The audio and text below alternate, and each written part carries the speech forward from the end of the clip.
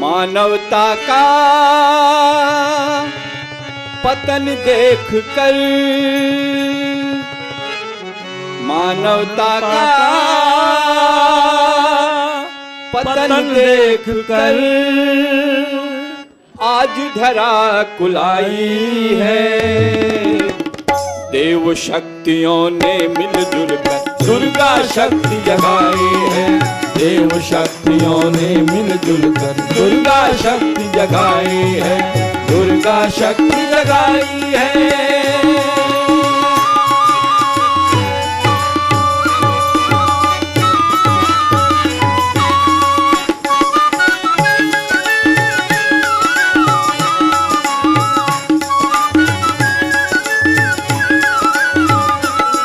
जब जब डगमग हुई धर्म की नाव भंवर में द्वारों में, विविध रूप में तब भगवान तुम प्रकट हुए अवतारों में। जब जब डगमग हुई धर्म की नाव भंवर में द्वारों में, विविध रूप में तब भगवान तुम प्रकट हुए अवतारों में। रघुनायक बन अत्याचारी रावण यहाँ पछाड़ा था। बन अत्याचारी रावण यहाँ पछाड़ा था। ईश्वर निष्ठा के अभाव में दंभ कंस का मारा था। ईश्वर निष्ठा के अभाव में दंभ कंस का मारा था। शाश्वत यही कहानी प्रभु ने, शाश्वत यही कहानी प्रभु ने हर युग में दोहराई है। देव शक्तियों ने मिलजुल कर दुर्गा शक्ति जगाई है। देव शक्तियों ने मिलजुल कर दुर्गा शक्ति जगाई है। दुर्गा शक्ति जगाई है।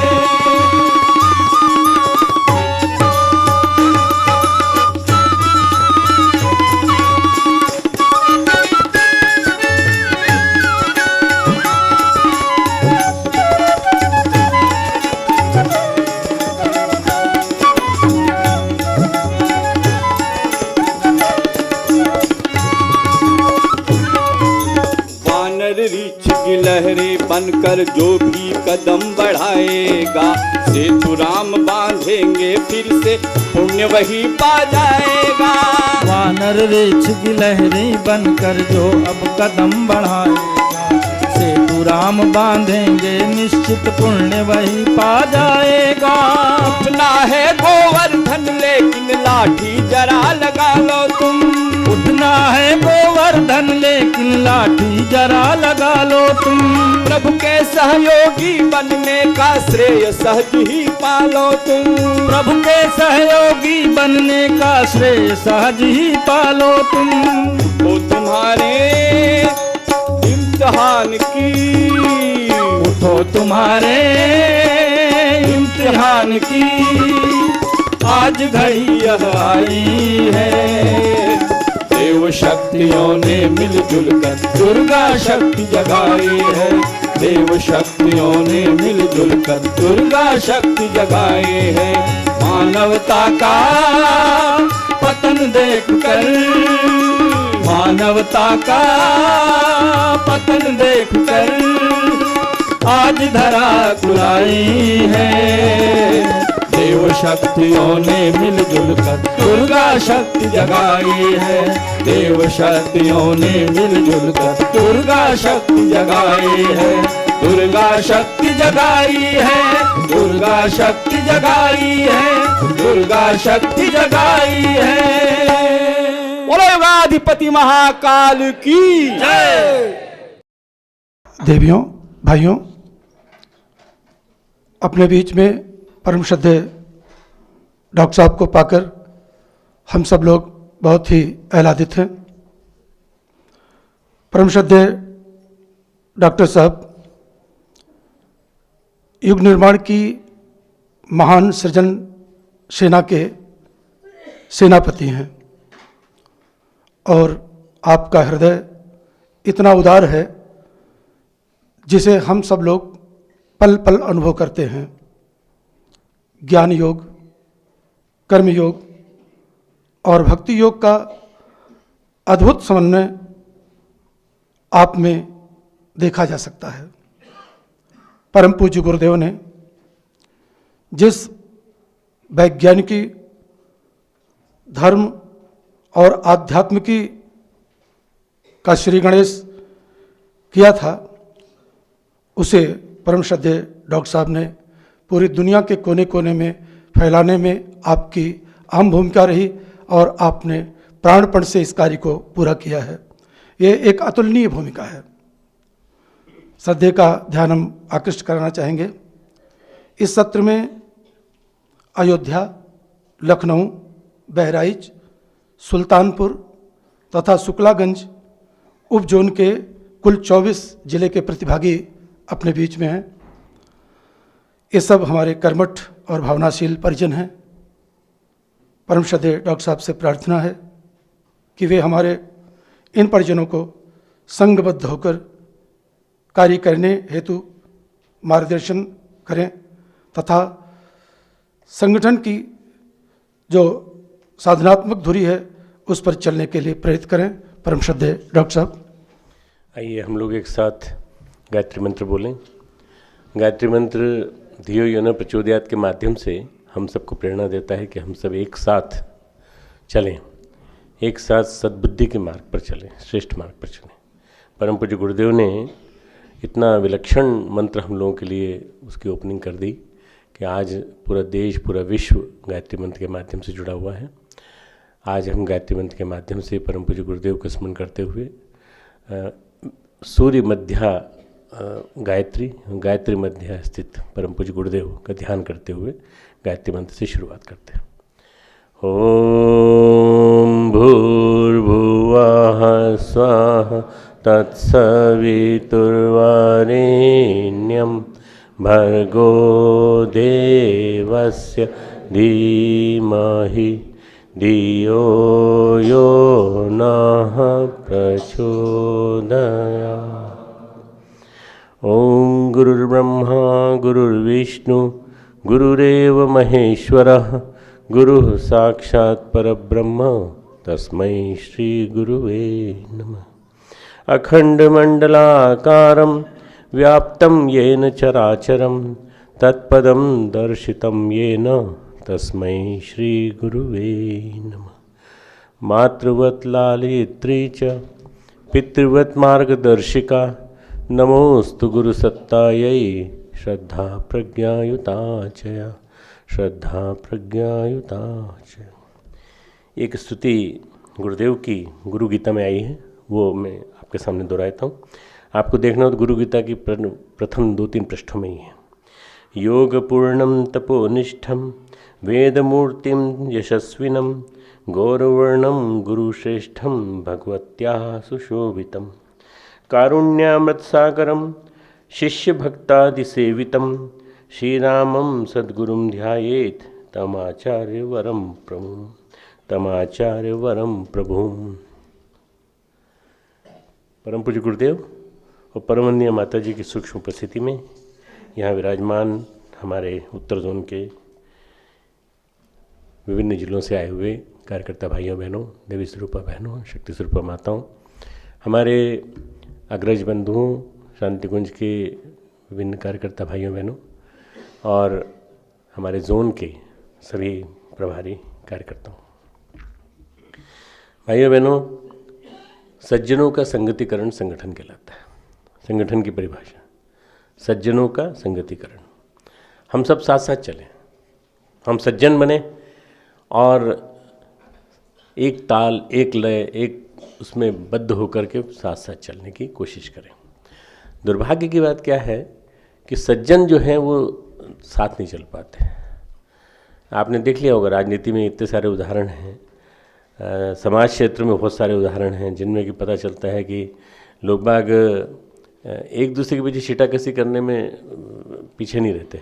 आगे जितना ज़्यादा सनसनी वाला बयान दे देता है उसका न्यूज़ चैनल भी आजकल इतना बड़ा देते हैं, उनका जिक्र करते हैं, वर्णन करते हैं कि लोगों को तोड़ने में ही पूरा उनका समय जो है, उनके पैसे वसूल हो जाते हैं और जनता को जो है वो एक छवि गलत मिलती है सुनने देखने को।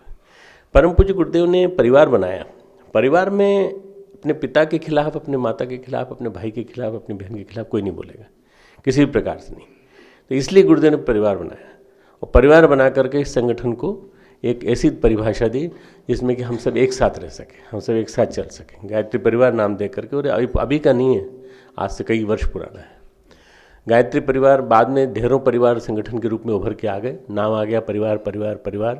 पर वास्तव में अगर परिवार अगर कहीं है जिसमें कि पारिवारिकता की भावना है, गुरुदेव के प्रति, माता जी के प्रति, माता पिता की भावना है, अभिभावक की भावना है, और एक दूसरे के प्रति भाईचारे की भावना है, तो गायत्री परिवार है। इसके पीछे सबसे बड़ा है गुरुदेव का तप, 24 लक्ष के 24 महापुरुष चरण एक साथ किए गए। उसके बाद इसके अलावा भी गुरुदेव ने जो अनेक अनुष्ठान कराए, अनेक संगतिकरण के प्रयोग कराए, वो सब मिलकर के एक शक्ति पीछे से लगती है। तब जाकर के पता चलता है कि इस संगठन के पीछे कितना बड़ा बल है। गलतियाँ यहाँ हैं, गलतियाँ कहीं हुई हैं तो हमारी हुई हैं, हम लोगों की व्यक्तिगत कमी की वजह से हुई होंगी, परंतु अगर कहीं कोई शक्ति है तो वो गुरुदेव की शक्ति है। हमेशा ये मान करके चलिएगा। जब ये मान करके चलते हैं तो फिर हमको काम करने में दिक्कत नहीं होती, फिर परेशानी नहीं होती। मित्रों, आज का सूत्र है, वाक्य जो है वो है संग छद्वम संवदध्वम संवो मनांसी जानता। ये संगठन सूक्त है ऋग्वेद का, मंडल 10 का, सूक्त 191, 10/191, 10/191 आप लिख सकते हैं। संगठन सूक्त। संग छद्वम संवदध्वम समो मनांसी जानतम देवा भागम यथा पूर्वे संजानाना उपास्ता। अब ये बड़ा महत्वपूर्ण वाक्य है, इसको समझना बहुत जरूरी है। इसको समझ लेंगे तो आज की पूरी जो शाम की जो गोष्ठी है इसका मर्म समझ में आ जाएगा। ये संग छद्वों का मतलब होता है, हे स्तुति करने वालों देवताओं, आप परस्पर मिलजुल करके चलें। चलते तो हैं तो मिलजुल करके नहीं चलते, हम अपने हिसाब से चलते हैं। हम साइकिल से जा रहे हैं, आप चल रहे हैं हमारे साथ, हम कार से आ रहे हैं पीछे आपके, ठीक है। ये एक अलग चलने की वृत्ति हो गई। दूसरी वृत्ति हो गई कि आप पहुँचिए, हम देखते हैं हम आ पाएंगे कि नहीं, हमारे बहुत सारी परिस्थितियाँ विषम हैं। साथ मिलकर के चलना यानी शक्ति बन जाना। सींक मिल कर के, एक्चुअली जो बुहारी बनती है ना, वो एक सींक से सफाई नहीं कर सकते, पर बुहारी बना ली तो सफाई हो जाएगी। और अगर आपको ईंट दीवार खड़ी करनी है तो ईंट मिलके दीवार खड़ी होती है ना। ये सारे के सारे उदाहरण ये बताते हैं, बूंद बूंद मिलके सरोवर बनता है, बूंद बूंद मिलके समुद्र बनता है। एक साथ चलने में हमें क्या दिक्कत है? एक साथ चलने में हमारी शक्ति दिखाई पड़ती है, एक साथ चलने में हम सुरक्षित रहते हैं। दो चीज़ें हैं सबसे बड़ी चीज़, शक्ति और सुरक्षा। अपनी शक्ति और सुरक्षा की दृष्टि से साथ साथ चलना बहुत ज़रूरी है। इसलिए हमारे ऋषि कहते हैं परस्पर मिलजुल कर चलें।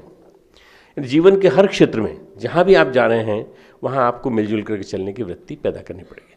परस्पर मिलजुल करके स्नेहपूर्वक वार्तालाप करें। संवदध्वम, बातचीत तो हम करते हैं पर मीठी बात नहीं करते, हम मिठास के साथ नहीं करते। हम कहीं ना कहीं हमारी वाणी में कोई ऐसा पैनापन आ जाता है, व्यंग आ जाता है, कोई ऐसा सटायर जिसको बोलते हैं ना वो आ जाता है। बस वो व्यंग जो है वो सामने वाले को तिल मिला देता है। बात सही कह रहे हैं और फिर ऊपर से क्या ये भी कह देते हैं कि मैं खरी कहता हूँ, मैं खरी बात कह रहा हूँ, बुरी लगी हो तो कोई बात नहीं, बुरी लगी हो तो माफ़ कर देना। परंतु जब हम इस तरह से कहते हैं तो ये जो ऋषि का वाक्य है, परस्पर मिलजुल करके स्नेहपूर्वक वार्तालाप करें, इसको महत्वपूर्ण मान के चलिएगा। संवदध्वम, जितने लोग हैं महान बने हैं वो स्नेहपूर्वक मिलजुल करके उन्होंने संगठन खड़ा किया। गांधी जी ने संगठन खड़ा किया, काले लोगों का, सफ़ेद लोगों का, गोरे लोगों का, सबको मिला जुला करके अपने प्यार से, अपने स्नेह से उन्होंने एक संगठन खड़ा किया। और उसके बाद जब भारत आए तो भारत में भी उन्होंने यहाँ पर भारतीयों का जो संगठन खड़ा किया उसमें उन्होंने प्यार बांटा, आत्मीयता का संचार किया। गोखले और तिलक से जिन्होंने शिक्षा मिली थी उन दोनों शिक्षाओं को उन्होंने पूरी तरह से नियोजित किया। मित्रों, ये जो हम लोग भी अगर अपने गुरुदेव को ध्यान में लाएं तो गुरुदेव ने जीवन भर प्यार ही प्यार बांटा। अंगोछा बिछाते थे यमुना जी के किनारे और लोगों को बिठाते थे, कष्ट सुनते थे, कष्ट सुनने के बाद पीठ पर हाथ फेरते थे। इतना होते ही वो आदमी उनका हो जाता था, और उनका होने के साथ साथ उसका कष्ट भी गुरुदेव अपने तप द्वारा मिटा देते थे। एक यादव जी भाई का उदाहरण है। यादव जी भाई जो थे वो 50 लाख रुपए उस ज़माने में बहुत बड़ी चीज़ होती है। एक 50-51 के ज़माने में 50 लाख रुपए का कर्जा उनके ऊपर हो गया था। वो कैसे निकलता, वो आए, रोते हुए आए, और आने के बाद उन्होंने गुरुदेव के चरणों में अपना सिर रखा और कहा, गुरुदेव बहुत कष्ट में पड़ गया हूँ। तो गुरुदेव ने कहा, हमारे साथ चलो, घूमने चलते हैं। साथ साथ बातें करते हुए पूरी कहानी सुन ली। यमुना जी के किनारे विश्राम घाट के पास एक चादर बिछाई, अंगोछा बिछाया और बैठ गए दोनों। पूरी कहानी सुनी। उसके बाद उन्होंने कहा, तुम चिंता मत करो, गायत्री माता हमारे साथ है और गायत्री माता की शक्ति तुम्हारा पूरा सब कुछ ठीक करेंगे। एक एश्योरेंस मिल गया, एक आश्वासन मिल गया, प्यार मिल गया। हमें तुम पिता के समान मानो और तुम देखना, देखते देखते तुम्हारे कष्ट दूर होते चले जाएंगे। परम पूज्य गुरुदेव की कृपा से ऐसा कुछ हुआ कि 6 महीने के अंदर ही उनके कर्जा दूर हो गया। उनके दूर के रिश्तेदार आए, उन्होंने कर्जा निपटा दिया। फिर देखते देखते और भी कई परेशानियाँ निपट गईं। आज उनकी चौथी पीढ़ी यहाँ अकाउंट्स विभाग में हमारे इंचार्ज हैं हरीश भाई ठक्कर, वो जो काम कर रहे हैं वो उनकी चौथी पीढ़ी है। और एक परमानेंट जीवनदानी कार्यकर्ता के रूप में हमारे पास हम जब आए तो हरीश भाई हमारे साथ ही आए थे लगभग 1977-78 में। आप कल्पना कीजिए कि वो जादव जी भाई का जो तप है वो तीसरी चौथी पीढ़ी में भी गया। क्यों? वो अनुदान जो मिले ना, उससे उन्होंने एक तो कर्जा चुकाया।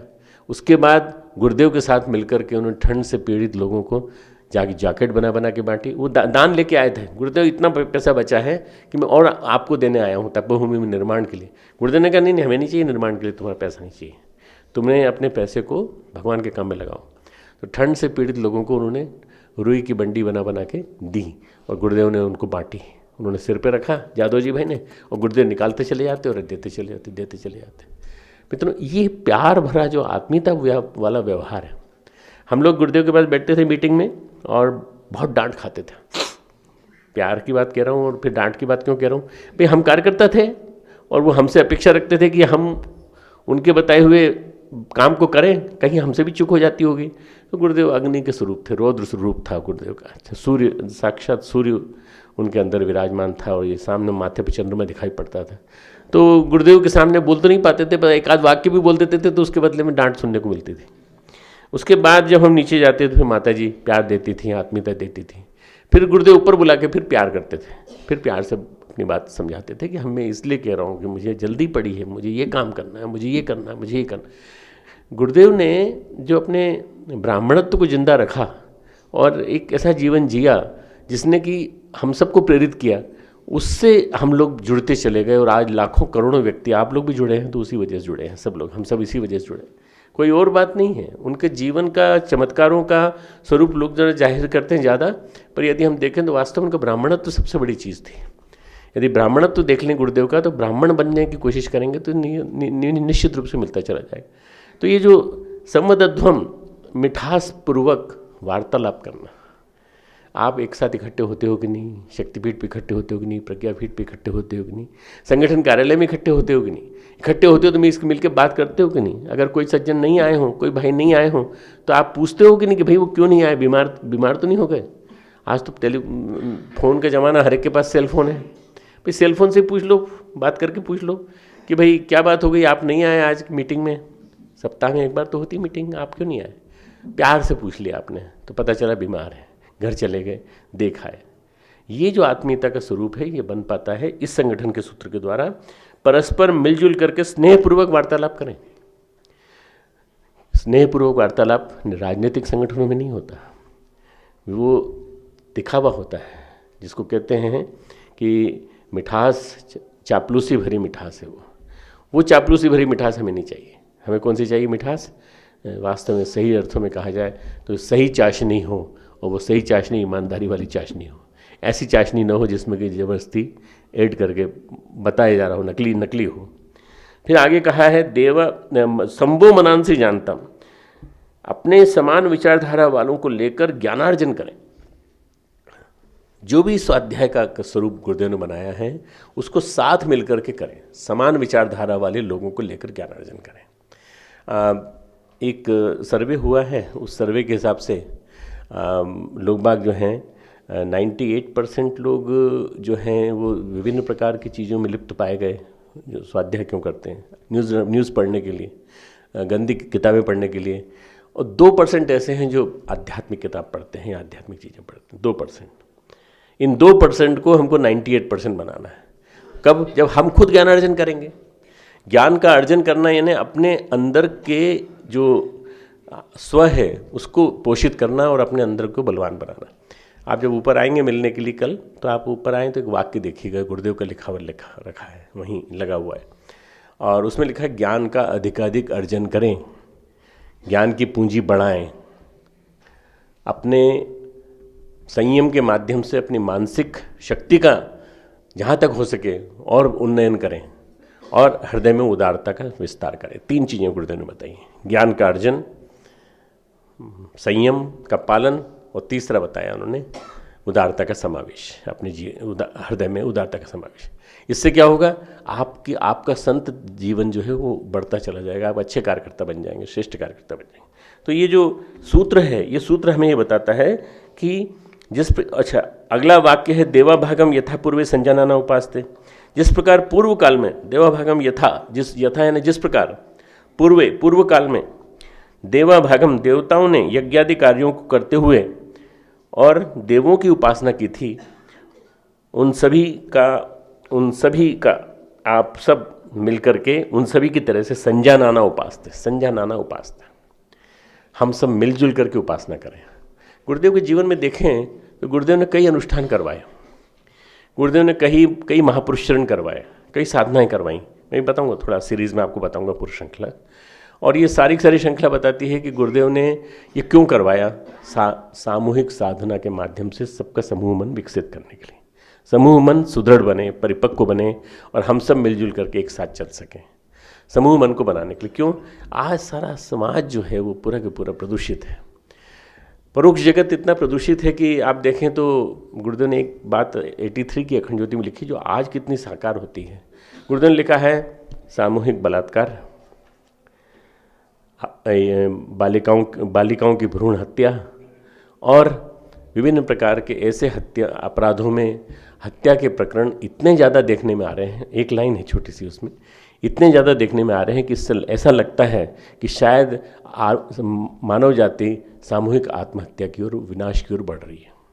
1983 में जो बात लिखी थी वो 2015-16 में भी 15 में भी देखी जा सकती है। क्यों? क्योंकि गुरुदेव ने लिखा है कि ये जो तामसिकता वातावरण में बढ़ गई है, जो आसुरी संपदा बढ़ गई है, उसकी वजह से सारा का सारा चल रहा है। सबके सब सामग्री संचयन के पीछे भाग रहे हैं, सबके सब भौतिकवाद के पीछे भाग रहे हैं। ऐसे में जो ये माहौल बना है, इस माहौल को ठीक करने के लिए क्या करना चाहिए? गुरुदेव ने कहा है साधक बने, फिर संगठन बने। साधना, संगठन, साधक आप बनते रहे, आप उपासना करते रहे। उपासना करने के माध्यम से आपने बहुत बड़ा काम किया कि आपने अपने आप का शोधन किया, पर अब समाज का भी शोधन करना है, पूरे वातावरण का परिशोधन करना है, सूक्ष्म जगत का। और सूक्ष्म जगत का परिशोधन करने के लिए सबसे ज़्यादा श्रेष्ठतम क्या साधना हो सकती है? धियो यो न प्रचोदयात् की। धिय यानी बुद्धि, यह यानी जो, न यानी हमारी, प्रचोदयात् जो प्रेरित करे, जो हमारी बुद्धि को सन्मार्ग की ओर प्रेरित करे। हम सब मिलजुल करके करेंगे तो जमाना बदलेगा, समाज बदलेगा। ये जो आपके मन में ये भाव आज पैदा होना चाहिए, आज यहाँ बैठे हुए, कि हमको बुलाया गया है तो हमको किसी तरह की और कोई बात करने के लिए नहीं बुलाया गया, हमको इसलिए बुलाया गया है कि हम इस सूत्र को कितना जीवन में उतारते हैं। इसके बाद अगला सूत्र है इसी का 10,550 नंबर का। ये 24,000 ऋचाएँ हैं टोटल, सब वेदों में मिलाकर। 24,000 ऋचाओं का विस्तार जो है वो 24 गायत्री मंत्र में, उसका बीज मंत्र देखा जा, बीज उसमें देखा जा सकता है। 24 गायत्री मंत्र के अक्षर 24,000 ऋचाओं में फैल गए, इसीलिए वेद माता कहा जाता है गायत्री को। ये जो ऋचाएँ हैं हमारी, इन ऋचाओं में एक ऋचा अगली है समानो मंत्र समिति समानम मन सह चित्तमेशा, बहुत महत्वपूर्ण है। हे स्तुति करने वाले साधकों, आप सभी की प्रार्थना एक समान हो, अलग अलग प्रार्थना नहीं चलेगी। मुझे बुद्धि दो, मुझे ध्यान दो, मुझे ज्ञान, मुझे बुद्धि दो, मुझे धन दो। दूसरा कह रहा है मुझे बुद्धि दो, मुझे नहीं, हमें, हम सबको एक साथ। इसलिए न की बात आती है। एक समान से पारस्परिक मिलन, भेदभाव से रहित एक जैसा हो, हमारी प्रार्थना एक जैसी हो। हमारा विचार तंत्र सहचित्त में शाम, मन बुद्धि चित्त अहंकार अंतःकरण चतुष्ट एक जैसा हो, हमारे चित्त भी एक जैसे हो। जब हम सामूहिक साधना करेंगे तो हमारे चित्त भी एक जैसे होते चले जाएंगे। चित्त में संस्कार रहते हैं, संस्कार संस्कृत और संस्कृति, ये तीन शब्द जो हैं एक ही से जुड़े हुए हैं। संस्कार, संस्कृत और संस्कृति। संस्कृति विकसित होती है संस्कारों से, है ना। और ये संस्कृत भाषा में लिखा हुआ सूत्र मैं आपको पढ़ के सुना रहा हूँ। हमारे देश में संस्कृत आने न पाए इसके लिए प्रयास किया गया कि हम इसको भूल जाएं, संस्कृत को भूल जाएं। लॉर्ड मैकाले ने संस्कृत को भूल करके, इंग्लिश पढ़ें कि नहीं पढ़े मालूम नहीं, परंतु इनको संस्कृत पढ़ाना, इनको संस्कृत पढ़ना इनके लिए वो करा दो, मना करा दो। स्कूलों से बंद कर दिया गया। स्कूलों में इंग्लिश कर दी गई अनिवार्य और अंग्रेजी अनिवार्य करके धीरे धीरे लोगों ने सोचा कि ये तो हमारी शान के खिलाफ है संस्कृत बोलना। बस ये एक प्रकार से स्टेटस का सिंबल बना करके 1835 में लॉर्ड मैकाले ने ये जारी किया था। अब हम करीब करीब 200 साल, 175 साल हो चुके हैं।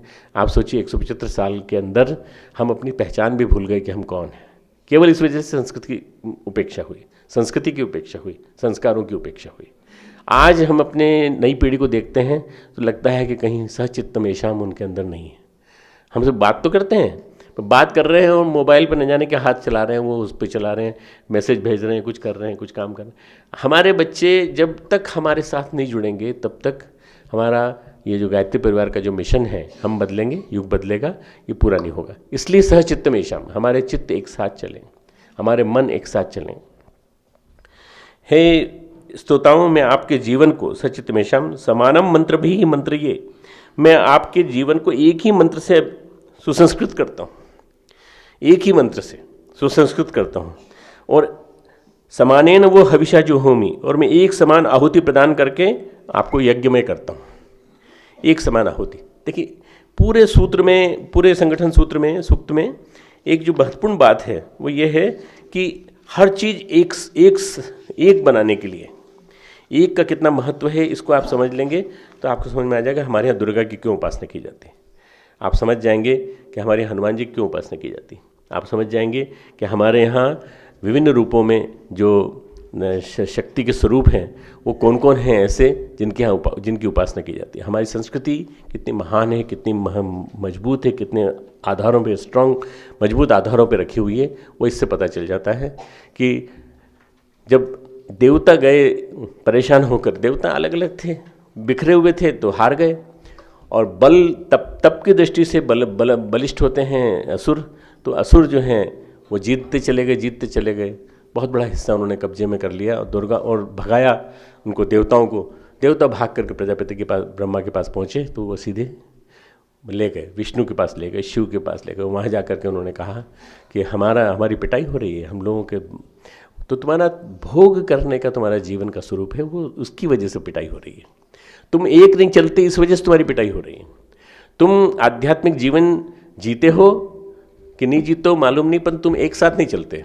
एक साथ चलोगे उस दिन तुम सब एक साथ हो जाओगे। सब सारे देवताओं को एकत्र करके सूर्य, उसमें आप देखिएगा जो हमारी दुर्गा सप्तशती है उसमें आता है कि सूर्य के तेज से माँ काली का चेहरा बना, बाकी जो हिस्सा बना वो ब्रह्मा विष्णु महेश से बना, बाकी जो पूरे शरीर के अंग जो थे बाकी देवी देवताओं से बने। तो देवताओं की शक्ति को एकत्र करके संयुक्त शक्ति जो बनी वो देवी बनी। तब जा कर के सबसे पहले जो मधुकैटभ का वध हुआ, फिर महिषासुर का वध हुआ, फिर शुंभ निशुंभ का वध हुआ। ये सारे वध जो बताए गए हैं, मतलब ये वृत्ति है। मधुकैटभ जो है इसका मतलब है मधु यानी मीठापन, कैटभ यानी कड़वापन। मीठापन क्या है? राग, हमें अपना बेटा पसंद है, हमें अपनी बेटी पसंद है, ये मधु। और कैटभ यानी कड़वापन, राग, द्वेष, ईर्ष्या, जेलसी, ये सब एक प्रकार से सिंबलिक हैं सारे के सारे जितने भी वो शब्द हैं।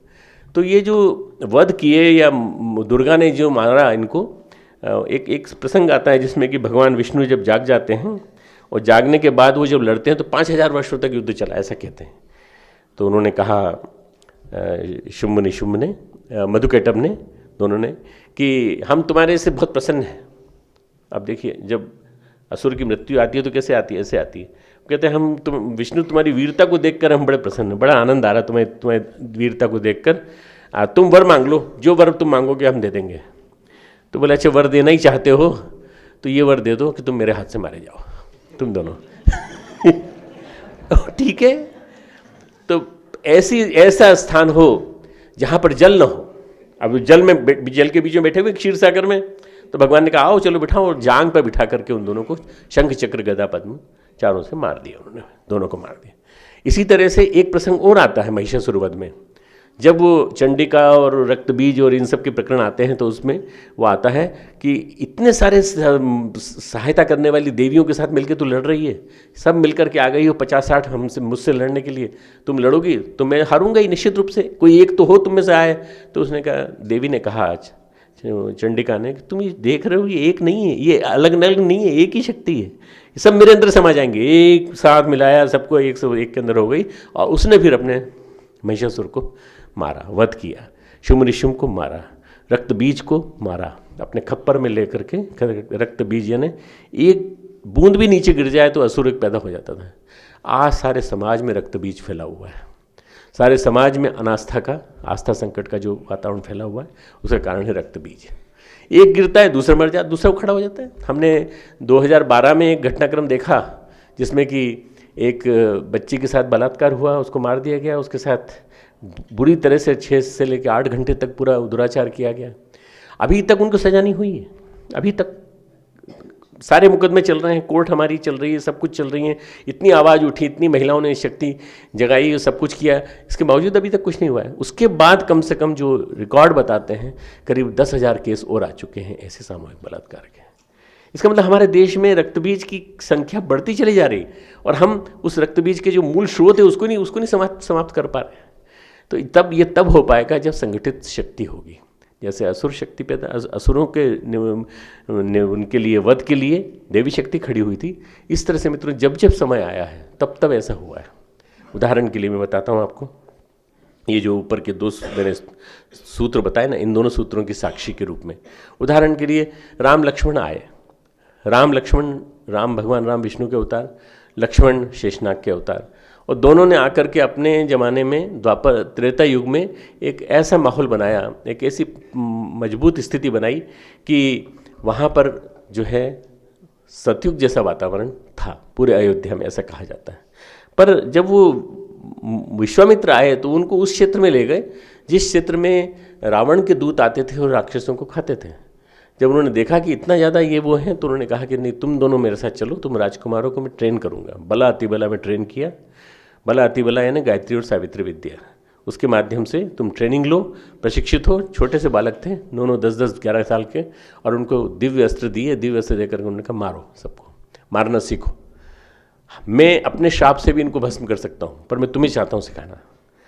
भगवान को निमित्त बनाया, ऋषि भगवान को निमित्त बनाता है, अवतार को आने के लिए प्रेरित करता है।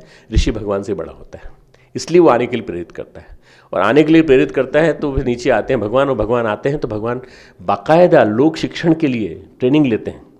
बाकायदा विश्वामित्र से ट्रेनिंग, वशिष्ठ से ट्रेनिंग, भारद्वाज मुनि से ट्रेनिंग, इन सब से लेने के बाद जंगल में होते हुए सारे के सारे राक्षसों को मारते हुए और वो आगे बढ़ते हैं। जब वो देखते हैं अस्थियों का दैत्य, अस्थियों का पूरा पहाड़ देखते हैं तो पूछते हैं कि किनके हैं ये? बोले ये ऋषियों के हैं, हमारे यज्ञ में ध्वंस मचाते थे, इनको मार मार के ऋषियों को मार के खा गए, और ये सारे रावण के दूत हैं। इसका मतलब ये है कि ये जो असुरता है इतनी व्यापक है पूरे भारत में, पूरे भारत हमारा इतना बड़ा विस्तृत था, पूरे भारत में फैली हुई है। उस असुरता को मिटाने के लिए एक बड़ा संग्राम करना पड़ेगा।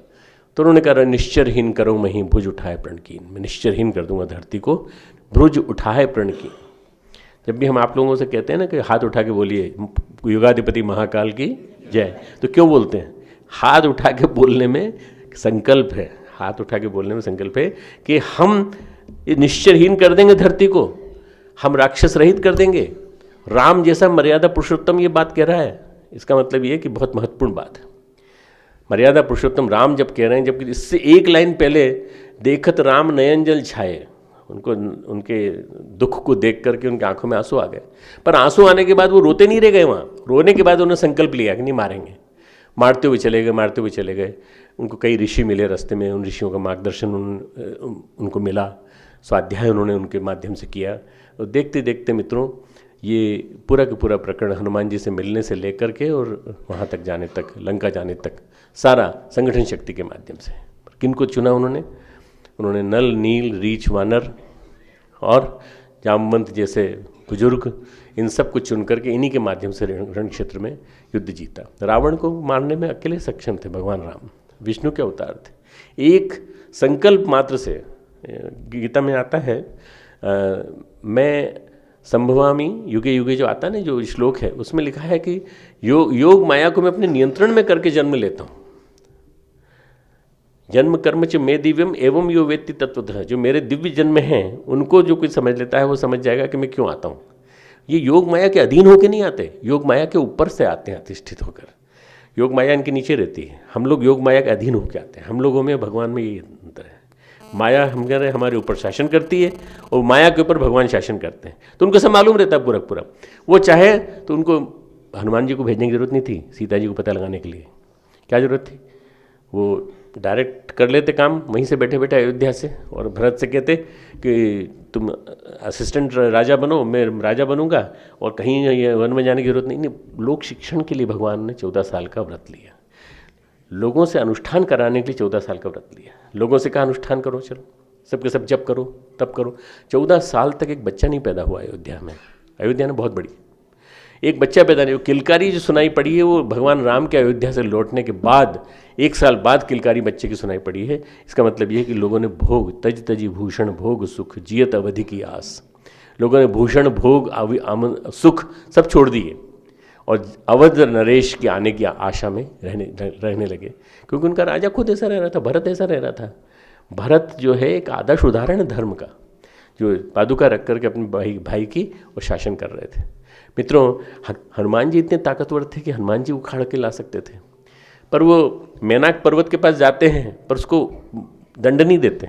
मैनाक पर्वत को स्पर्श करके सुरसा को भी दंड नहीं देते, मारते नहीं हैं। सुरसा जैसे जैसे जैसे सुरसा बदन बढ़ावा, जैसे उसने बदन बढ़ाया और लघु रूप लेकर के वो अंदर घुसते हैं और निकल के बाहर आ जाते हैं। उसको भी पराजय नहीं होने दी, अनावश्यक रूप से किसी की इंसल्ट नहीं की उन्होंने। और जा करके सीधे उन्होंने जो है विभीषण को ढूंढा, उन्होंने लंका जलाई और लंका जला करके रावण के दरबार में जाके बातचीत करके आ गए। अकेले हनुमान सक्षम थे सब कुछ करने में कि भगवान राम जी आप यहाँ बैठिए, मैं सीता को लेके आता हूँ, कोई दिक्कत नहीं। नहीं सीता को लेके मत आना, ये काम तो सब लोग मिलके करेंगे, हम सब मिलके करेंगे, हम सब मिलकर करेंगे। इसमें कितनी बड़ी बात है। आपने अश्वमेध यज्ञ किए बड़े बड़े, अपने यहाँ 108 कुंडी यज्ञ किए, 24 कुंडी यज्ञ किए, मिलकर किए कि नहीं बताइए? नहीं अकेले नहीं किए साहब, आपको मालूम नहीं, मैं अकेला ही लगा हुआ था। आप नहीं कर सकते। पंडाल तानने से लेके, संविदा इकट्ठी करने से लेके, हवन सामग्री से लेके, जल से लेके, जल शोभा यात्रा की व्यवस्था से लेके, परमिशन लेने से लेके, हर काम के लिए जरूरत पड़ती, कई लोगों की जरूरत पड़ती। इसी तरह से भगवान राम ने भी सबको साथ लिया, और उनको साथ लिया जिनकी वजह से वो श्राप सार्थक होना था कि जो रावण मरेगा तो कैसे मरेगा, रावण के मारने की प्रक्रिया को कैसे पूरी गतिशील किया उन्होंने। इसी प्रकार से मित्रों, राम के जीत में जो सबसे बड़ी चीज़ नज़र आती है वो ये नज़र आती है कि भगवान राम ने जिन योद्धाओं को साथ लेकर के युद्ध किया, जब ये लोग मार सकते हैं तो फिर हम, मतलब वो थे एनिमल्स थे, सारे के सारे मंकीज जो थे पूरे, नहीं एनिमल्स नहीं थे, वो लोग देवता थे जो विभिन्न रूपों में बंदर बनकर आए थे। देवता उस वेश में आकर के उनके साथ युद्ध करने में लगे। उस समय 2 वर्ष, जो अंतिम लास्ट के 2 साल हैं, उस समय पूरी अयोध्या में मौन जप चला है, मौन तप चला है। परम पूज्य गुरुदेव ने, चाहे स्काईलैब का प्रकरण हो, चाहे वो विभिन्न प्रकार के ग्रहणों का प्रकरण हो, श्रृंखला हो, विभिन्न प्रकार के नेपच्यून की युति हो, चाहे कुछ भी हो, लोगों से अनुष्ठान कराए। इसका कारण क्या है? उनका कारण जो है सूक्ष्म जगत को प्रदूषण से बचाना है और सुधारना है। मित्रों, हम लोगों को आज़ादी तो मिल गई, पर आज़ादी मिलने के बाद जो असुरता छा गई थी समाज में, उसको मिटाने के लिए परम पूज्य गुरुदेव का आना बहुत जरूरी था। परम पूज्य गुरुदेव आए और आने के बाद उन्होंने गायत्री मंत्र के माध्यम से सामूहिक जप की अनुष्ठानों की श्रृंखला करवा दी। एक व्यक्ति तक सीमित थी, परम पूज्य गुरुदेव तक 24 लाख के 24 अनुष्ठान कर रहे थे। उन्होंने उस 24 लाख के अनुष्ठान को बिखरा दिया पूरे समाज में। सब लोग मिलकर करो, सब लोग मिलकर करो। आप सबका मिलकर के जो तप होगा, जो जप होगा, वो बहुत बड़ा होगा, उसकी शक्ति बहुत ज़्यादा होगी। उसकी प्रबल शक्ति से जो असुरता का संहार होगा वो बहुत बड़ी, क्योंकि ये जो शक्ति जो असुरता की है ये बहुत बड़ी है। इस समय जो है आप अगर देखें तो चारों तरफ, पूरे देश में, पूरे विदेश में, पूरे विश्व में वातावरण बड़ा विषाक्त है। अगर आप लोग पेपर पढ़ते हो, न्यूज़ देखते हो, तो मुस्लिम संगठन आईसिस खड़ा हुआ है, एक खड़ा हुआ है जो तालिबान है, और ये जितने भी हैं ये पूरी तरह से आत्मघाती हंता है, मारने वाले लोग हैं। कब किसको उठा के ले जाएं, कब किसको मार दें, कुछ नहीं मालूम। कब कहाँ हमारे यहाँ आतंकवाद की घटना घट जाए, हमें नहीं मालूम। ऐसे में परम पूज्य गुरुदेव ने जो वातावरण बनाया वो बहुत ज़रूरी था। परम पूज्य गुरुदेव के आने के बाद ये वास्तव में जो आध्यात्मिक वातावरण बना, आध्यात्मिक वातावरण में सांप्रदायिकता की कोई ज़रूरत नहीं है। आध्यात्मिक वातावरण में अध्यात्म और धर्म दोनों में बहुत ज़्यादा मतलब अंतर है। आप अगर आप समझने की कोशिश करेंगे तो आपको समझ में आ जाएगा कि तथाकथित महंत लोग, तथाकथित धर्मतंत्र के पक्षधर जिस तरह की बातें करते हैं उस तरह की बात गायत्री परिवार के लोगों को नहीं करना चाहिए। हम लोग वैज्ञानिक अध्यात्मवाद के समर्थक हैं, हम लोग अध्यात्मवाद के समर्थक हैं, हम लोग आध्यात्मिक मानवतावाद के समर्थक हैं, पर हम लोग सांप्रदायिक अध्यात्मवाद के समर्थक नहीं, धर्मतंत्र के समर्थक नहीं। जब ये बात हो जाएगी तो मित्रों संघर्ष नहीं होगा आपस में कहीं भी, या आपको कोई हाईजेक नहीं करेगा, अपहरण नहीं करेगा। राम के बाद कृष्ण की लीला आई मित्रों। कृष्ण ने आकर फिर संगठन को बल दिया। कृष्ण ने आकर तीन काम किए। पहला काम किया माखन चोरी का, दूसरा काम किया गोवर्धन उठाने का, और तीसरा काम किया पांडवों का साथ देने का। ये तीनों के तीनों रूप जो हैं शंख चक्र पद्मधारी जो भगवान कृष्ण थे, वो अर्जुन के समय में उभर के आते हैं, सामने आते हैं। और अर्जुन बड़े विनम्रता से कहते हैं कि भगवान आपका ये जो रौद्र रूप देख करके मैं बड़ा डर गया हूँ, मैं हर्षित भी हूँ कि मैंने आपका ये विराट रूप देखा, पर मैं अंदर से भयभीत भी हूँ। क्यों? क्योंकि मैंने तो आपको उसी रूप में देखा है। तो जैसे तुलसीदास जी कहते हैं ना कि धनुष बाण लो हाथ, इसी तरह से अर्जुन भी भगवान कृष्ण को गीता में 11वें अध्याय में कहता है कि आप तो उसी रूप में आ जाइए, शंख चक्र गदा पद्म के रूप में आ जाइए। मित्रों, माखनधारी कृष्ण जो हैं वो मक्खन खिलाते हैं लोगों को, खुद भी खाते हैं, और लोगों को इस बात के लिए तैयार करते हैं कि दूध जो है वो मथुरा नहीं जाएगा, कंस क्या नहीं जाएगा। कंस को पता चल जाता है कि आ गया मेरे को मारने वाला। कंस जो है उसके खिलाफ दैत्यों को भेजता है, राक्षसियों को भेजता है, सबको भेजता है, उनको मारते हो, अपना स्वरूप दिखा देते हैं, हम कौन हैं, हम अवतार हैं, हम मारने आए हैं। पर लोग पहचान नहीं पाते। भगवान कृष्ण गीता में स्वयं कहते हैं कि अवजानन्ति माम मूढ़ा मानुषिम तनु आश्रितम, मैं मनुष्य तन में होने के कारण लोग मुझे मूर्ख लोग मुझे पहचान नहीं पाते। गुरुदेव आए, हमारे बीच रहे, कितने लोग पहचान पाए उनको कि भगवान के रूप में हूँ, प्रज्ञा अवतार के स्वरूप के रूप में आए। कितने लोग पहचान पाए? बहुत कम लोग पहचान पाए। तो मित्रों, वो जो लोग थे वो पहचान तो नहीं पाए, बंदों ने देख लिया कि जरूर कोई विशेष ताकत है इसके अंदर, कोई खास बात है। और उस खास बात से पहला कंस जो है वो तो पहचान गया। कंस ने दूसरा जो माहौल बनाया वो ये बनाया कि इसको किसी तरह से यहाँ लाया जाए। जब वो वहाँ लाने की बात आई उसके पहले इंद्र आ गए। इंद्र की पूजा होती थी। देवताओं की पूजा क्यों होती है? देवताओं की पूजा देवान देव ये जो जानती, गीता में कहा है कि जो देवताओं की उपासना करते हैं वो देवताओं को प्राप्त होते हैं, है ना। जो देवताओं की उपासना करते हैं देवताओं को प्राप्त होते हैं, जो पितरों की उपासना करते हैं पितरों को प्राप्त होते हैं, और जो राक्षसों की उपासना करते हैं वो राक्षसों को प्राप्त होते हैं। पर जो मेरी उपासना करते हैं मुझे प्राप्त होते हैं। भगवान क्या है? गुरुदेव की परिभाषा क्या है भगवान की? आप में से कोई सुनाएगा? बहुत बढ़िया। आदर्शों का, सत्प्रवृत्तियों का, श्रेष्ठताओं का समूह। भगवान जहाँ ये इतनी अच्छाइयाँ मौजूद हैं वहाँ हैं। तो भगवान अगर ये हैं तो भगवान की क्वालिटीज़ अपने जीवन में उतारना क्या है? उपासना। भगवान के गुणों को, सद्गुणों को, श्रेष्ठताओं को, आदर्शों को, सत्प्रवृत्तियों को अपने जीवन में उतार करके वैसा बनने की कोशिश करना। लाखों व्यक्तियों का संगठन जब बनता है, तैयार होता है, तो इसी तरह तैयार होता है।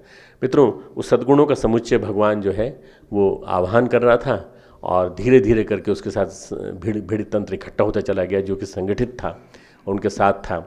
और वो इंद्र के खिलाफ, इंद्र जो था वो व्यक्तिवादी से पूजा के पक्ष में था। भगवान कृष्ण संगठन की शक्ति के बल में थे। तो गोवर्धन को उठाना जो है, अभी आपने गीत सुना, उठना है गोवर्धन लेकिन लाठी जरा लगा लो तुम। लाठी आपकी लगेगी, वो जरूरी है। आप सब अपने अपने ब्रह्मदंड लेके आए होंगे, साथ में लेके आए कि नहीं? रखा करो साथ में, सुरक्षा के लिए रहेगा, हमेशा साथ रहेगा तो अच्छा रहेगा। बहनें भी रखें, भाइयों भी रखें। हम लोग रखते हैं, हमारे गौरीशंकर भाई से जहाँ भी जाते हैं अपना ब्रह्मदंड साथ लेके चलते। मैं भी जहाँ टोली में जाता हूँ मैं ब्रह्मदंड लेके चलता हूँ। लाठी जरा लगा लो तुम, अपनी लाठी। लोगों की लाठी भी टिके हुए थे गोवर्धन। तो लोगों को लगा ब्रज के धारियों को कि छोटा सा कृष्ण मर जाएगा, अगर इसकी उंगली टूट गई तो ये पूरा गोवर्धन नीचे आ जाएगा। तो उन्होंने कहा तुम हटा लो अपनी उंगली, हमारी लाठी पे टिका हुआ है। तो सब लोगों को लगा कि वास्तव में हमारी लाठियों पर टिका हुआ है। भ्रम हो जाता है ना, भगवान को देख के भ्रम हो जाता है। तो लाठियाँ जैसे ही हटाई, जैसे ही भगवान ने अपनी उंगली हटाई, वैसे लाठियाँ चर चर चर चर चर चर करके बोलने लगीं और ऐसा लगा कि अभी गिरा गोवर्धन, अभी गिरा। बस तो तुरंत उन्होंने सबने कहा, भगवान कृष्ण ने कहा उन्होंने भगवान कृष्ण से कहा कि उंगली लगा लो। भगवान कृष्ण ने उंगली लगा ली। ये जो मिशन है ये भगवान कृष्ण की उंगली पे खड़ा है। ये जो मिशन है परम पूज्य गुरुदेव के तप के पूंजी पर खड़ा है। वो जब तक वो है तब तक कोई इसकी जड़ को हिला नहीं सकता, कोई इसको टच भी नहीं कर सकता, छू भी नहीं सकता, कोई इसको डिवाइड भी नहीं कर सकता। इसलिए आप ये मान करके चलना कि जब जैसे भगवान कृष्ण ने लगाया तो गोवर्धन उठ गया। गोवर्धन उठाना मतलब संघ शक्ति का प्रतीक, संगठन शक्ति का प्रतीक।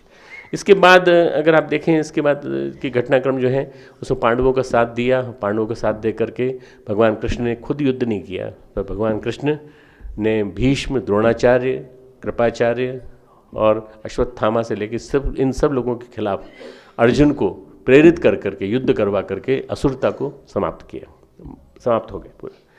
पूरे के पूरे महाभारत के प्रणेता, महाभारत के आदर्श अगर कहा जाए, महाभारत के नायक भगवान कृष्ण। गीता उनके बारे में कहती है, गीता उनके बारे में बताती है कि जो कुछ भी हुआ सारा के सारा पूरा के पूरा संघ शक्ति के बल पर हुआ है। संघ शक्ति के बल पे ये प्रयोग हुआ संपन्न। और मित्रों, गीता जो है महाभारत का एक हिस्सा है, एक चैप्टर है बस केवल। बाकी तो पूरी महाभारत में बहुत सारे प्रकरण हैं, पर ये वाला प्रकरण है जिसमें कि भगवान कृष्ण के सामने सारा बल खड़ा हुआ है और भगवान कृष्ण कह रहे हैं कि तूने कहा था तो मैंने बीच में लाके खड़ा कर दिया है, अब तू देख, दोनों तरफ के योद्धाओं को देख, उधर के योद्धा इधर के योद्धा। जब भी कोई समस्या आए तो दोनों चीज़ों को देखो, इधर की भी देखो उधर की भी देखो, तब निर्णय लो। ये बिल्कुल एक गीता में सामंजस्य पूर्वक निर्णय दिया है। एकांगी निर्णय मत लो, एक की बात सुन ली, कान कच्चे हैं, तुरंत विश्वास कर लिया और बात इंप्लीमेंट कर दी, पता चला संगठन टूट गया। एक की बात मत सुनो, दोनों की बात सुनो, दोनों की बात सुनने के बाद फिर सम्यक भाव से निर्णय लो। ये मित्रों गीता का संदेश है जो हमें भगवान कृष्ण ने दिया। कृष्ण के बाद बुद्ध आए, बुद्ध ने करुणा का संदेश दिया, अहिंसा का संदेश दिया। उन्होंने कहा धर्म के नाम पर ये जो भ्रष्टाचार चल रहा है ये नहीं चलना चाहिए। धर्म के नाम पर पाखंड चल रहा है, धर्म के नाम पर, कर्मकांड के नाम पर अहिंसा चल रही है, ये नहीं चलना चाहिए। उन्होंने रोका और रोकने के बाद उन्होंने एक धम्मम शरणं गच्छामि, बुद्धम शरणं गच्छामि, संघम शरणं गच्छामि, संघ की शरण में जाओ, बुद्धि की शरण में जाओ, विवेक की शरण में जाओ और धम्म की शरण, धम्म इन्हें कर्तव्य परायणता की शरण में जाओ। मित्रों ये तीनों चीज़ें उन्होंने दे करके एक नया जमाना खड़ा किया। उन्हीं का उत्तरार्ध मित्रों आप कह सकते हैं प्रज्ञावतार है। आद्य शंकराचार्य जब आए तो उन्होंने बुद्ध के ज़माने में जो कुछ गड़बड़ियाँ हो गई थी, क्या गड़बड़ियाँ हो गई थी, बुद्ध की बात को गलत समझ लिया गया, तो इस वजह से हिंसा तो रुक गई, पर दुनिया भर की और गंदगी समाज में फैल गई। उसको मिटाने के लिए और वैदिक धर्म की जो मान्यताएं थीं उनको स्थापित करने के लिए आदि शंकराचार्य का अवतार हुआ। और अवतार होने के बाद फिर उसके बाद एक परंपरा है संतों की, ज्ञानेश्वर, कबीर, समर्थ गुरु रामदास, सारी श्रृंखला। यानी आप देख लीजिए 1100-1200 साल का इतिहास देख लीजिए। प्रज्ञावतार की तैयारी कर रहा था, प्रज्ञावतार के आने के लिए तैयारी कर रहा था। और देखते देखते हम देखते हैं पूरा कि रामकृष्ण परमहंस के शिष्य विवेकानंद के आने तक पूरी तैयारी हो चुकी थी। निराई गुड़ाई बोआई के लिए वातावरण बन गया था, पूरा का पूरा माहौल बन गया था। 1857 का संग्राम हो चुका था, इससे पता चल गया था कि ये अंग्रेज़ों को यहाँ से जाना है। अंग्रेज़ों के जाने की प्रक्रिया साकार होने के पहले रामकृष्ण परमहंस आ गए, 1836 में पैदा हुए और उन्होंने अपने पट्ट शिष्य स्वामी विवेकानंद को तैयार किया। उन्होंने धर्म का एक सबसे सही सशक्त स्वरूप दिखाया, बहुत बढ़िया। उन्होंने कहा उठो जागो और रुको मत जब तक लक्ष्य तक न पहुंच जाओ। कठोपनिषद का वाक्य है, बहुत ही महत्वपूर्ण वाक्य, उठो जागो रुको मत। उठते हैं तो जागते नहीं हैं, जागते हैं तो चलते नहीं हैं, चलते हैं तो रुक जाते हैं, रुकते हैं तो लक्ष्य तक तो पहुँच ही नहीं पाते। तो उठो जागो रुको मत धर्म के मार्ग पर जब तक लक्ष्य तक न पहुँचे। लक्ष्य क्या है हमारा, आप लोग बताएंगे लक्ष्य क्या है? जोर से बोलिए सब। हमारा लक्ष्य युग निर्माण। और कैसे बनेगा युग निर्माण, कैसे होगा? व्यक्ति के निर्माण से। तो व्यक्ति निर्माण से परिवार निर्माण, परिवार निर्माण से समाज निर्माण, समाज निर्माण से युग निर्माण। पर वो बनेगा कब? जब गुरुदेव का वाक्य आएगा इसमें, हम बदलेंगे, हम सुधरेंगे।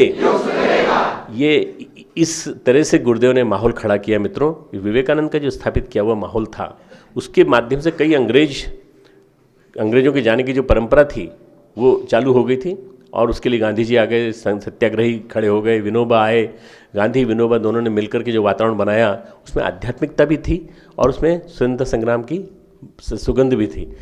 देखते देखते भगत सिंह जैसे लोगों ने क्रांति की सुगंध उसमें डाल दी और सुभाष चंद्र बोस जैसे ने नरम गरम दल और इन सब के माध्यम से भी माहौल बनाया।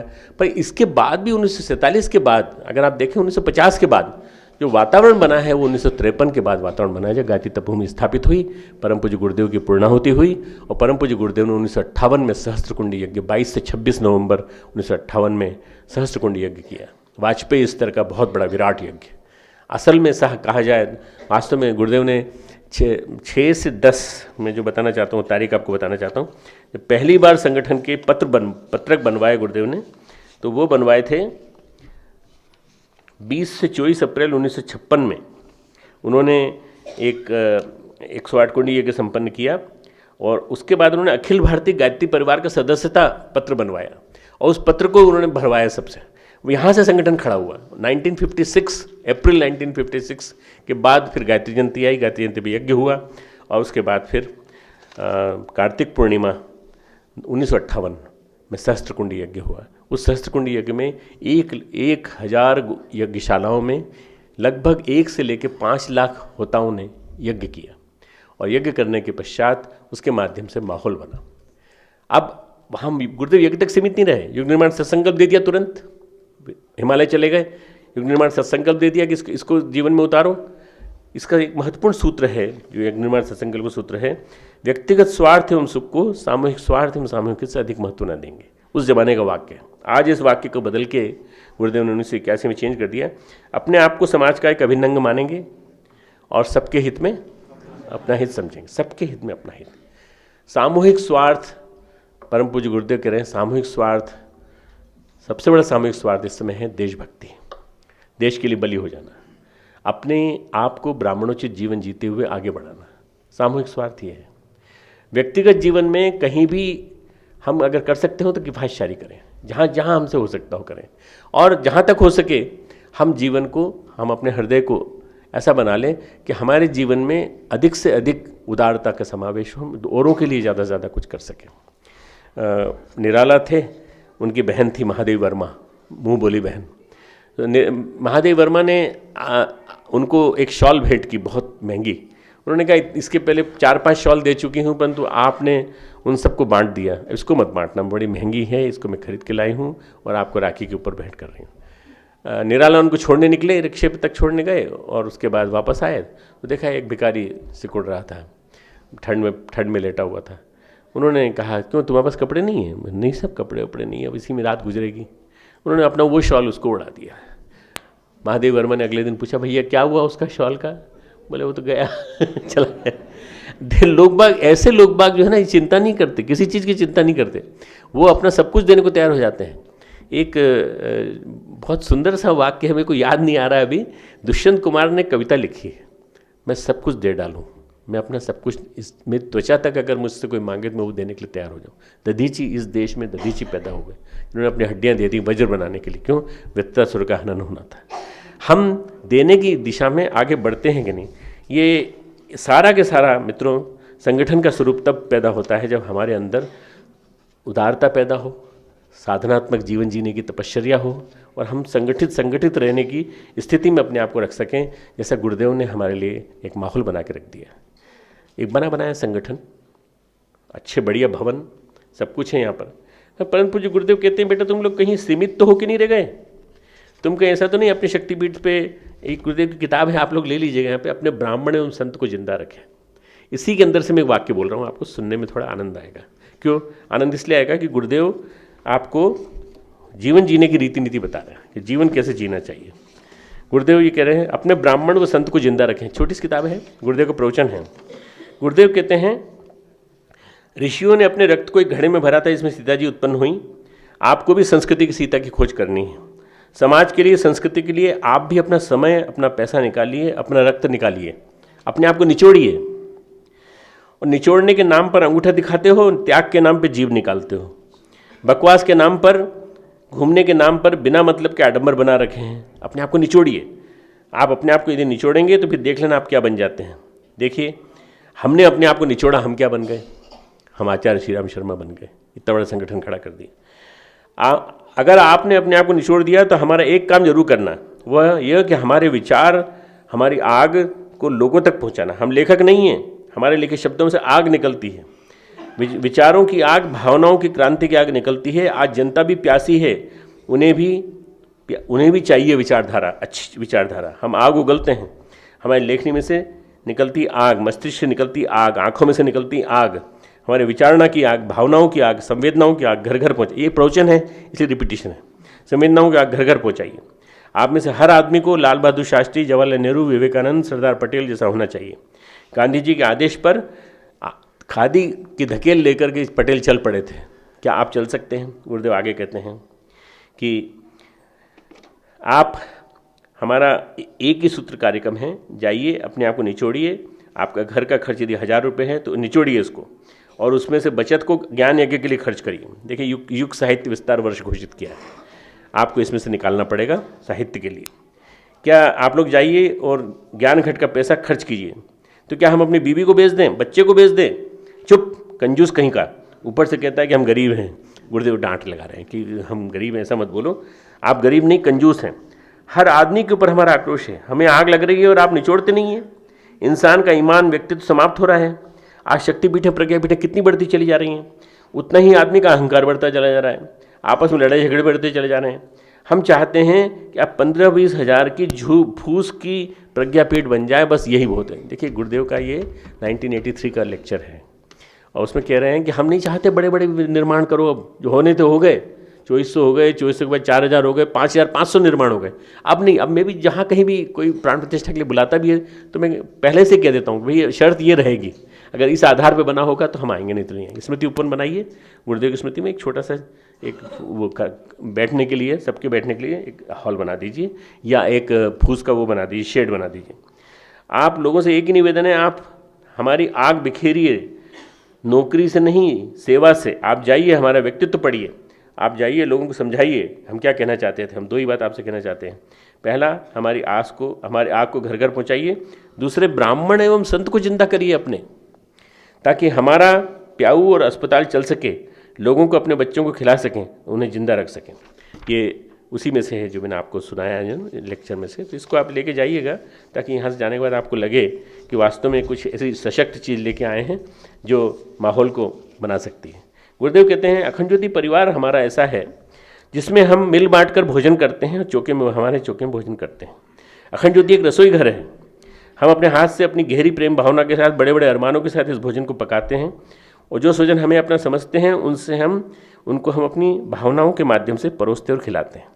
अखंड ज्योति को कोई ये न माने कि ये पत्रिका है, आम आदमी की पत्रिका है। अखंड ज्योति गुरुदेव की आग है, गुरुदेव की प्राणज्वाला, प्राण ज्योति है, और इसको घर घर पहुंचाने का दायित्व हम लोगों के मन में होना चाहिए। मित्रों, संगठन की शक्ति का प्रतीक स्वरूप मैंने आपको बताया, और ये भी बताया कि हम गुरुदेव की आग को जिंदा रखने के लिए क्या कर सकते हैं। गुरुदेव का प्रवचन भी सुनाया। एक चीज़ और बता के बात समाप्त करूँगा अपनी। गुरुदेव कहते हैं संगठन बनने में क्या चीज़ बाधक है? बाधा अहम है। ये समाज सेवा है। समाज सेवा में तल्लीन होने से एक ही चीज़ रोकती है, हमारा अहम। बस ये अहम जब आता है तो आदमी को बुद्धि भ्रष्ट करता है। दूसरे अध्याय में गीता में बहुत सुंदर सा एक वाक्य आता है जिसमें कि भगवान कहते हैं कि ये स्थित प्रज्ञ बनने में क्या चीज़ रोकती है? हमारा काम वासनाएं, हमारी कामनाएं, हमारी काम वासनाएं। और काम वासनाएं जो हैं वह हमारी बुद्धि को बिगाड़ती हैं, मूढ़ भाव पैदा करती हैं, और बुद्धि नष्ट हो जाती है तो क्या नष्ट हो जाती है? सब कुछ नष्ट हो जाता है। बुद्धिनाश से सर्वनाश हो जाता है। मित्रों, हम लोग बुद्धि के उपासक हैं, सद्बुद्धि के उपासक हैं, और बुद्धिनाश के लिए अगर किसी चीज़ को, कोई चीज़ चाहिए आप में से, तो अहम ले लीजिए, आप खरीद के ले जाइए यहाँ से। और बुद्धिनाश के लिए बुद्धि को अगर आपको नष्ट करना हो, बुद्धिनाश नहीं करना हो, तो आप गुरुदेव के विचार ले जाइए और आग की तरह से फैलाइए, घर घर फैलाइए। यही आज की ज़रूरत है। भगवान तो तुम्हारे अंदर आने को तैयार है, गुरुदेव बोलते हैं, लेकिन तुम्हारा अहम उसको अंदर नहीं आने देता। तुम्हारा अहम उसको अंदर आने दे, उसके लिए हम चाहते हैं कि तुम अपने अहम को निकालो। अखंड ज्योति के अंतर्गत संगठन का ढांचा खड़ा हुआ। पहली बार परिवार का उन्होंने स्वरूप बनाया। परिवार में भावनात्मक रिश्ते होते हैं, इसी के माध्यम से इतना बड़ा संगठन खड़ा हुआ। मित्रों, गुरुदेव ने हमको गायत्री मंत्र दिया 3 बातों के माध्यम से, 3 चीज़ें दी उसके माध्यम से। तत्सवितुर्वरेण्यम, श्रेष्ठता का वर्ण करेंगे, सविता के देवता का वरेण्य तेज, पहला तत्सवितुर्वरेण्यम, श्रेष्ठता का वर्ण। भर्गो देवस्य धीमहि, तेज रूप में परमात्मा को धारण करेंगे जो हमारे अंदर देवत्व बढ़ाएगा। सबसे पहले तो श्रेष्ठता का वर्ण, फिर देवत्व का वर्ण, श्रेष्ठता का वर्ण, देवत्व का वर्ण, ताकि धियो यो न प्रचोदयात्, ताकि हम सन्मार्ग पर चल सकें, एक साथ चल सकें। श्रेष्ठ व्यक्ति, देवत्व धारण करने वाला व्यक्ति, परमात्मा का तेज धारण करने वाले व्यक्ति कभी गलत मार्ग पर नहीं जाएगा, हमेशा साथ चलेगा। साथ चलेगा तो धियो न प्रचोदयात्, तीसरा जो चरण दिया गुरुदेव ने हमको वो दिया है। मित्रों, हम अपने जब व्यक्ति निर्माण की बात कहते हैं तो व्यक्ति निर्माण का मतलब है सेल्फ एनालिसिस। क्या हम और भी अच्छा कर सकते थे? क्या हम इससे भी अच्छा कर सकते थे? आज जितनी भी समस्याएं हैं वो सारी सारी इसी वजह से पैदा हुई हैं कि हम अपने एनालिसिस नहीं करते, अपना विश्लेषण नहीं करते। गुरुदेव कहते हैं हर दिन नया जन्म, हर रात नई मौत। हर दिन सुबह उठो तो नया जन्म लो, नया शाम को सो तो नई मौत। जब अपनी बात आती है तो हम दोहरे मानदंड रखते हैं। परम पूज्य गुरुदेव ने तो एक ही मानदंड रखा था। जब हम उनके कमरे में जाते थे तो पंखा नहीं चलता था, पंखा वो उठ के चलाते थे और कहते थे बच्चे लोग आ गए। हम लोग कोई वीआईपी नहीं थे, पर चूंकि हम लोगों को जरूरत थी पंखे की इसलिए वो चलाते थे। या कोई वीआईपी आता था तो उसके लिए कुर्सी उठा के लाते थे, खुद उठा के लाते थे, हमको नहीं उठाने देते थे। एक हमारे यहाँ आपके ही उत्तर जोन के एक व्यक्ति थे, लालता प्रसाद तिवारी, है ना। वो मैंने वो दृश्य देखा है इसलिए मैं बता रहा हूँ, वो दृश्य मेरे सामने का है। उन्होंने लिया, नहीं गुरुजी आप कैसे लाएंगे, गुरुजी आप वहीं बैठिए, सोफे बैठिए, वो कुर्सी पकड़ ली। अब उनमें और गुरुदेव में जद्दोजहद हो रही। तुझे मालूम है कुर्सी कहाँ रखेगा? तुझे मालूम है कुर्सी कहाँ रखेगा? बोले नहीं गुरुजी आपके कुर्सी टेबल के सामने रखो। नहीं वहाँ नहीं रखना है। तो कहाँ रखना है? तो मैं कह तो रहा हूँ मुझे दे दे, मैं रखूँगा। गुरु और शिष्य के बीच में द्वंद्व चल रहा था। इसी बीच गुरुदेव ने कहा यहाँ रख, टेबल के ऊपर रख। तुरंत टेबल के ऊपर रख दी। इतने घबरा गए थे वो कि वो उनसे कुर्सी छूट भी नहीं रही थी और रखी तो उन्होंने वहीं रखी। गुरुदेव पानी पीना होता था तो हम लोग उठते थे उनको, गुरुदेव को पानी पिलाने के लिए। तो गुरुदेव कहते तुमको मालूम कितना पानी पीना है? मुझे कितना पानी? जितना पीना है मैं खुद अपनी सुराही से निकाल लूँगा, तुमको जरूरत नहीं। मित्रों, ऐसा जीवन हो जो उदाहरण बन जाए औरों के लिए। उदारता उनके जीवन में थी, दूसरों के प्रति उदारता। गुरुदेव के व्यक्तित्व को सांचे में नहीं ढाल पाए तो सब गड़बड़। हम सांचे में ढालने की कोशिश करें। संगठन गुरुदेव ने खड़ा किया तो बीज गले, इसलिए खड़ा किया कि बीज गल के कैसा बनता है। परम पूज्य गुरुदेव ने अपने आप को पूरा खपा दिया। उस खपाने के बाद संपूर्ण वटवृक्ष जो बना वो है संपूर्ण गुरुजी, वो गुरुदेव हैं हमारे। उनने अपने आप को गला दिया, गायत्री परिवार को जन्म दिया और उस जन्म देने के बाद मित्रों इतना बड़ा संगठन खड़ा किया। साधना हमारे लिए बहुत जरूरी है। साधना से नाड़ियों का मल धुलता है, चित्त के शोधन होता है, चित्त शुद्धि होती है।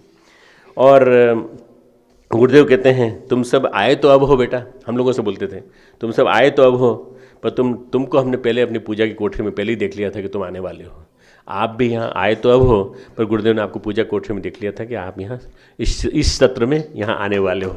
तो ये गुरुदेव की योजना है और गुरुदेव की योजना के अंतर्गत आप लोग आए हैं मित्रों। इसलिए इस बात को मान के चलिएगा कि आपके जीवन में कहीं भी हमको गुरुदेव ने समाज में उतारा है, समाज में उतारा नहीं है, गुरुदेव ने नदी में फेंका है। अच्छा तैराक क्या करता है? तैरना सीखने वाले को फेंक देता है नदी में, स्विमिंग पूल में, पानी में फेंक देता है। या तो डूबेगा या तैरना सीख कर आ जाएगा वापस। परम पूज्य गुरुदेव ने हमको समाज में फेंका है, कर्म में कुशलता हम सीख जाएं। कर्म योगः कर्मसु कौशलम, उसका योग हम सीख जाएं, कीचड़ में लीन न हो जाएं। समाज में कीचड़ ही कीचड़ फैली हुई है, राजनीति में कीचड़ ही कीचड़ फैली हुई है। बार बार लोगों के मैसेज आते हैं कि साहब वो कांग्रेस वाले हमको पूछ रहे हैं, समाजवादी पार्टी वाले हमको पूछ रहे हैं, अरे मत जाओ, कीचड़ में क्यों जाते हो? आपका स्थान इतने ऊंचे स्थान पे जाने वाला है कि आपको कोई नहीं, आपकी तुलना में कोई नहीं होगा आपके सामने। आप सबसे ऊंचे होगे, आपके इतने ऊंचे होगे कि लोग आपके पास जो जीत के आएंगे या हार के आएंगे, जो हार के जाएंगे, अगली बार के लिए आशीर्वाद लेने आएंगे तो आपके पास आएंगे। इनके पास गुरुदेव की शक्ति है, इनके पास जाना चाहिए। तुम वैसे बनो ना जैसे बनना चाहिए। गुरुदेव ने एक किताब लिखी, ऐसे बने जैसे औरों को बनाना है। हम कितना अच्छे हैं ये देखिए, हमने कितने अच्छे कर्म किए ये देखिए, आपके अंदर व्यक्तित्व की सुगंध पैदा हुई कि नहीं ये देखिए। इसीलिए संकल्प साधना सत्र नाम दिया इसको। आप यहाँ आए, आपका भाव भरा स्वागत।